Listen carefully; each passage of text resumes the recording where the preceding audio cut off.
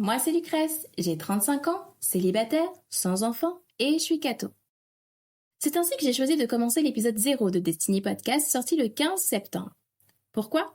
Parce que je trouvais intéressant de juxtaposer toutes ces étiquettes que la société adore coller pour revendiquer pleinement qui je suis dans toute mon authenticité. Disons-le franchement, une femme de plus de 30 ans, toujours célibataire, jamais mariée, sans enfant et en plus catholique, dans le monde d'aujourd'hui, ça fait pas rêver. Et soyons honnêtes, cette société excelle dans l'attribution de faux labels. Si je suis toujours célibataire à mon âge, c'est forcément que je suis une psycho. Si je n'ai pas d'enfant, c'est que je dois être stérile. Et si je revendique fièrement ma foi catholique, c'est que je suis forcément une illuminée ou une fanatique, étroite d'esprit, croyant en un Dieu qui selon certains n'existe même pas. En résumé, pour la société, je suis une psychostérile, débile, fanatique et étroite d'esprit avec de fortes tendances hallucinatoires.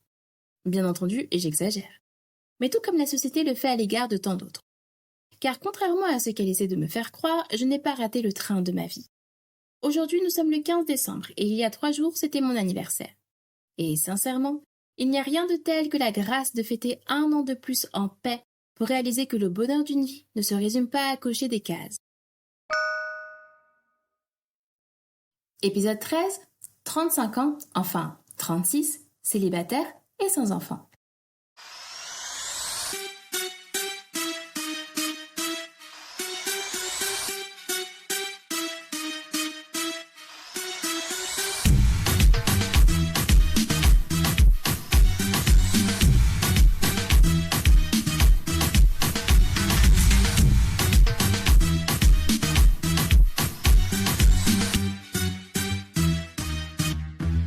Hey guys, c'est Lucrèce et vous écoutez Destiny Podcast. Pourquoi t'es célibataire ? Pourquoi tu fais pas d'enfant ? Pourquoi ? Je vais vous dire pourquoi. Parce que je viens d'un monde différent de celui-là. Dans mon monde à moi, le prince charmant défie une sorcière pour pouvoir se marier avec Blanche-Neige. Dans mon monde à moi, le mec de Pocahontas est prêt à défier la mort pour pouvoir vivre son amour interdit. Dans mon monde à moi, le mec de Cendrillon traverse tout un royaume avec une simple chaussure pour retrouver celle qu'il aime vraiment. Sauf qu'en 2024, à l'heure du swipe à volonté et des profils pervers sur Tinder, vas-y trouver un mec aux intentions pures et aux tendances chevaleresques. Merci les mensonges Disney.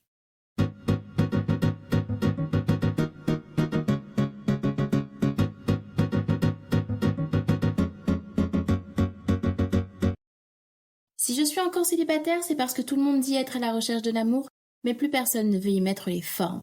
Du coup, on fait quoi ? Eh bien, on nage. Ou plutôt, on patauge. Dans le bassin du monde du dating, en tentant désespérément de s'adapter au code.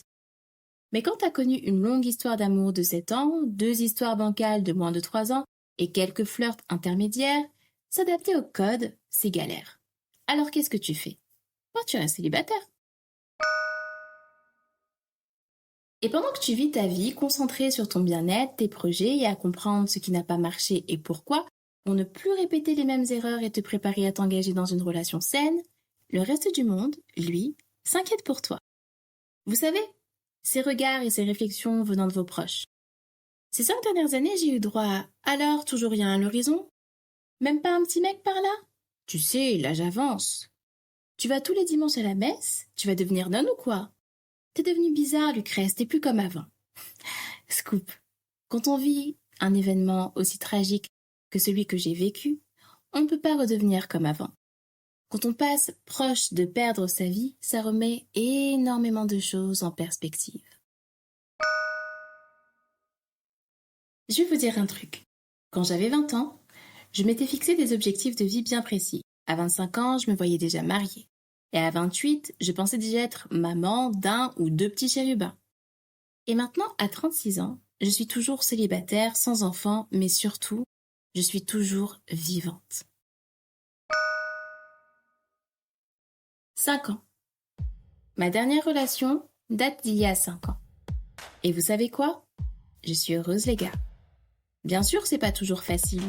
Il y a bien eu 2 ou 3 fois, 5 ou 6 ou même 10, où j'ai pleuré à Dieu en lui demandant ce qui prenait autant de temps pour m'envoyer mon mari. Bien sûr que parfois les questions des proches te font douter de tes propres choix. Mais les filles, s'il y en a parmi vous qui êtes dans la même phase que moi, laissez-moi vous rappeler qu'il n'y a rien de mal à faire les choses selon soi. Il n'y a rien de mal à rester célibataire, à se concentrer sur comment devenir la meilleure version de soi-même pour être prête à accueillir la bonne personne. Le célibat n'est pas une fatalité. C'est une saison de préparation. C'est le temps que tu prends pour revenir à toi-même, identifier de nouveau ce qui te plaît, redéfinir tes objectifs de vie. Des objectifs qui ne doivent pas changer avec l'apparition d'un homme dans ta vie, mais qui doivent au contraire s'harmoniser avec lui. Si je suis toujours célibataire, c'est parce que pendant longtemps, j'ai mis de côté mes aspirations pour marcher dans la même direction qu'un homme, qui allait dans le sens opposé au but que je m'étais fixé. On fait tout un peu ça. Parfois, on reste accroché à des choses parce qu'on veut tellement que ça marche, alors que tout l'univers nous hurle que cette relation est vouée à l'échec. Mais plus le temps passe, plus nos peurs, et celles des autres, gagnent du terrain. Alors on joue au jeu du pour oublier un ex, il faut se mettre avec quelqu'un d'autre. Sauf que si ton cœur n'est pas réparé des blessures causées par ta précédente relation, penses-tu vraiment qu'entrer dans une nouvelle relation sans être totalement remise va être la solution à ton problème de cœur brisé? Malheureusement pour moi, ça fait partie des erreurs que j'ai commises. À peine 3 mois après ma séparation avec G, je me suis mise avec un autre garçon. On est restés ensemble 6 mois. On vivait ensemble au bout de 3 mois de fréquentation. Pas besoin de vous faire un dessin pour vous dire que cette relation a été un parfait désastre. Il y a un passage dans la Bible qui dit « Qui de vous peut, par ses inquiétudes, ajouter un instant à la durée de sa vie ?» On est tous d'accord pour dire que personne ne peut faire ça. Et c'est vraiment comme ça que ma foi m'aide à relativiser. Ce qui peut paraître important aux yeux des autres ne l'est tellement plus pour moi. La réalité de ma vie est que je suis célibataire. Me mettre la pression, m'inquiéter jour et nuit de cet état de fait, ne me fera pas avancer. Au contraire, je perds du temps. Je perds du temps à m'inquiéter d'une situation. Je ne me rajoute pas du temps, j'en perds. Pourquoi m'inquiéter d'être célibataire à 36 ans, de ne pas avoir d'enfant ou je ne sais quoi d'autre? Je rencontrerai quelqu'un, je me marierai, et je deviendrai maman au moment où ça devra arriver. En attendant, je me concentre sur moi, ma vie, mes rêves, mes objectifs, mes projets qui, croyez-moi, me prennent déjà bien assez la tête comme ça. Et au moment où le bon fera irruption dans ma vie, il ne sera pas le sauveur qui vient me sortir de ma solitude ou de mon ennui, ni le mec qui va m'aider à oublier mon ex. Non, non, non. Et moi, je ne serai pas sa femme pleine d'insécurité, mal dans sa peau et pas guérie de ses relations passées. Parce que j'aurai pris le temps de travailler sur moi. Parce que j'aurai pris le temps d'identifier mes défauts et de développer les qualités qui me seront plus qu'utiles dans ma vie de couple, comme comment gérer son budget, être plus patiente, savoir être à l'écoute, ne pas criser et hurler à la moindre contrariété, etc., etc. Parce que j'aurai fait tout ça, quand je rencontrerai le bon, il sera un plus dans ma vie et je serai un plus dans la sienne. Je serai loin, loin, loin, loin, très loin d'être parfaite. Et il sera loin de l'être aussi. Mais on donnera tout pour s'aimer et se soutenir malgré nos défauts et les challenges que la vie nous réserve. L'amour, ça s'entretient. Être en couple, ce n'est pas facile. C'est un engagement que tu renouvelles tous les jours en te levant aux côtés de ton partenaire.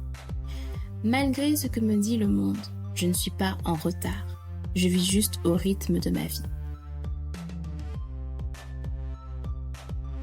Donc toi qui m'écoutes, peu importe que tu aies 22, 35, 49, 79 ans, pas la peine de se lancer dans une relation avec de mauvaises motivations. La vie est belle, peu importe où vous en êtes. Leçon numéro 14. Peu importe ton statut, apprécie ta saison et embrasse l'instant présent.